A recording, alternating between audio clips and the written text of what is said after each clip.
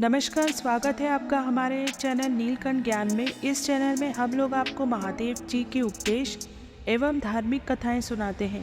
यदि आपको हमारी सुनाई गई कहानी पसंद आए तो कृपया करके चैनल को सब्सक्राइब ज़रूर करें।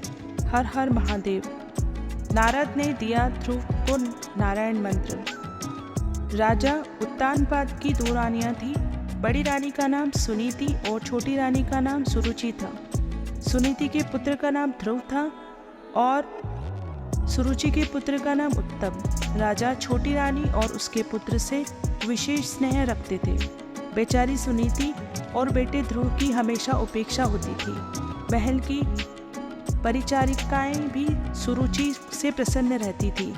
वे प्रायः घृणा से उसकी ओर देखती थी और बोलती, देखो वो आ रही है रानी सुरुचि, देखो तो कैसी अकड़ है। इसका तो बस एक ही लक्ष्य है कि किसी तरह से इनके पुत्र उत्तम को ही राजगद्दी मिले। सुरुचि अपने बेटे के पास गई तो वह बोला, माँ इस समय पिताजी खाली बैठे हैं, मैं जाकर उनकी गोद में बैठ जाऊं?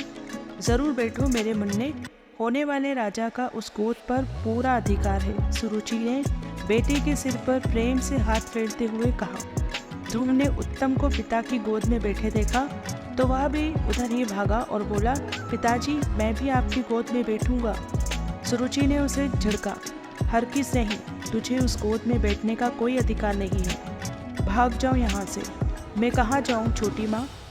कल्पित होकर वासे स्वर में ध्रुव ने पूछा। तो दोस्तों, आगे बढ़ने से पहले वीडियो को आपको पसंद आ रही है तो चैनल को सब्सक्राइब ज़रूर से करें। जा भगवान विष्णु से प्रार्थना कर कि तुझे मेरी कोख से जन्म दे, तभी तू उत्तम की तरह अधिकार पा सकेगा। दुखी ध्रुव बिलखता हुआ अपनी माँ के पास पहुँचा। माँ ने उसे गोद में उठाकर प्यार से पूछा, रो क्यों रहे हो मेरे लाल?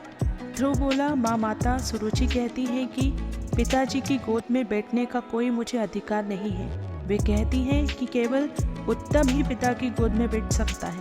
वे ठीक कहती हैं पुत्र, सुनीति बोली और बेटे को कलेजे से लगाए भीतर ले गई। ध्रुव ने पूछा, माँ मैं तो क्षत्रिय राजकुमार हूँ ना? हाँ मेरे बेटे, सुनीति ने जवाब दिया। अपनी माँ की गोद में चैन से बैठा बालक ध्रुव कुछ सोच रहा था, फिर बोला, माँ माता सुरुचि ने कहा कि अगर पिता की गोद में बैठना चाहते हो तो भगवान विष्णु से प्रार्थना करनी पड़ेगी। क्या सचमुच भगवान विष्णु मेरी मदद करेंगे माँ? हाँ मेरे बेटे, भगवान शरणागत को कभी निराश नहीं करते। तब तो मैं उनके दर्शन अवश्य करूँगा, ध्रुव ने दृढ़ स्वर में कहा। ध्रुव जब अगले दिन वन में जाने को तत्पर हुआ तो उसकी माता ने आशीर्वाद दिया, जाओ मेरे लाल, उनके सिवा और कोई तुम्हारी मदद नहीं कर सकता।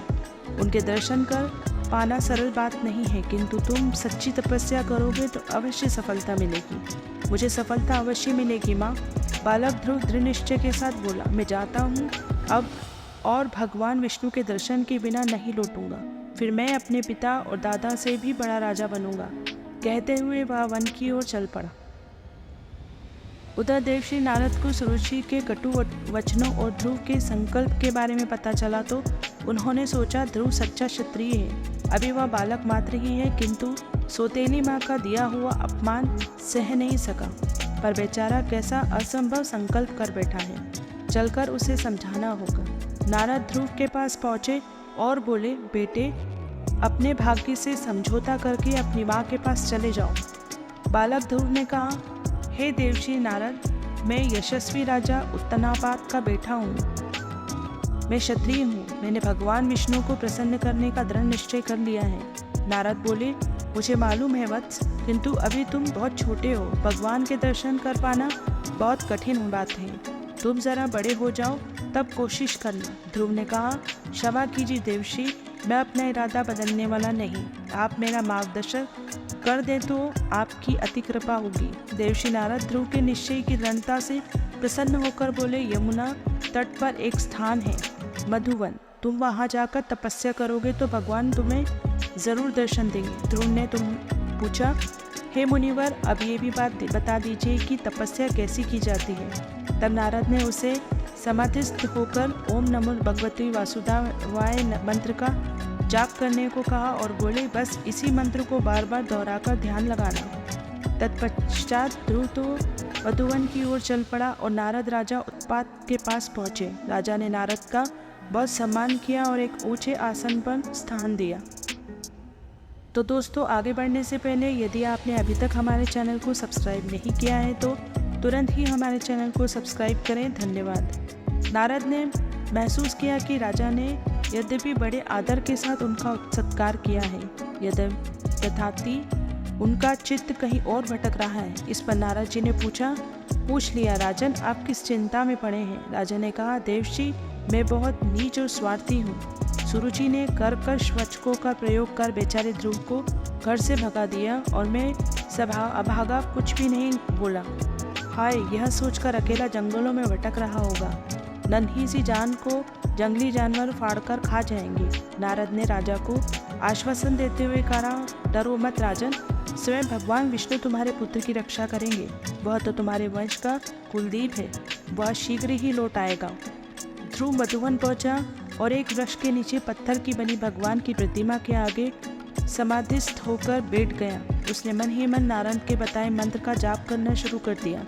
पहले महीने उसने केवल फल खाकर निर्वाह किया। धीरे धीरे उसने फल भी छोड़ दिए और केवल घास पात खाने लगा।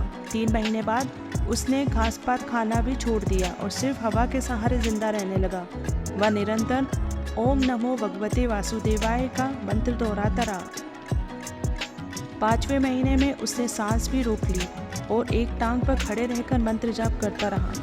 ध्रुव की कठिन तपस्या की शक्ति से पवन तक रुक गया। सारे स्वर्ग में त्राही त्राही मच गई। धरती के लोग व्याकुल हो उठे और भगवान से रक्षा की प्रार्थना करने लगे। स्थिति असहाय होती तो सभी देवता मिलकर भगवान विष्णु के पास पहुँचे और उनसे प्रार्थना की कि हे प्रभु, हमारी रक्षा कीजिए। भगवान श्री हरि बोले, हे देवगणों, इतने निराश मत हो। मैं पृथ्वी पर जाकर ध्रुव को उसका इच्छित वरदान दूंगा, तब सब ठीक हो जाएगा। उधर ध्रुव की तपस्या जारी थी। वह सोच रहा था कि हे प्रभु, कभी मुझे लगता है कि आप मुझे मिल गए, पर तभी आप अंतर्ध्यान हो जाते हैं। क्या मेरी पूजा अभी अधूरी है? आप मुझसे रुष्ट हो प्रभु, तो मैं अपना तप फिर से नए सिरे से करूँगा। ध्रुव ने जैसे ही आंखें खोली, उसने साक्षात भगवान विष्णु को अपने सम्मुख खड़े पाया। अब तो वह हर्ष के साथ जोर से चीख उठा और उनके पैरों में गिरकर बोला, हे मेरे प्रभु, आखिर आपने मुझे दर्शन दे ही दिए। भगवान बोले, ध्रुव, तुम मधुवन में क्यों आए हो यह मुझे मालूम है। तुम्हारी मनोकामना पूर्ण होगी, तुम महान राजा बनोगे। तुम 36,000 वर्ष राज्य करोगे, फिर तुम्हें स्वर्ग में स्थान मिलेगा जहाँ तुम सदा के लिए अमर हो जाओगे। ध्रुव को आशीर्वाद देकर भगवान विष्णु अपने वाहन गरुड़ पर बैठकर वैकुंठ लोक चले गए। ध्रुव ओम नमो भगवते वासुदेवाय कहता हुआ अपने घर लौट पड़ा। ध्रुव के आगमन की खबर जैसे ही राजा उत्तानपाद को मिली, उन्होंने अपना रथ सजवाया और अपने पुत्र पर भरपूर प्यार लुटा दिया। फिर ध्रुव जैसे ही बालिग हुए, राजा उत्तानपाद ने उन्हें सिंहासन सौंप दिया और वे स्वयं वनप्रस्थ आश्रम में चले गए। इस तरह से यह वीडियो यहीं समाप्त होता है। यदि यह वीडियो आपको पसंद आए तो हमारे चैनल को सब्सक्राइब ज़रूर करें। मिलते हैं अगले वीडियो में, तब तक के लिए आप लोग अपना ध्यान रखिएगा। हर हर महादेव।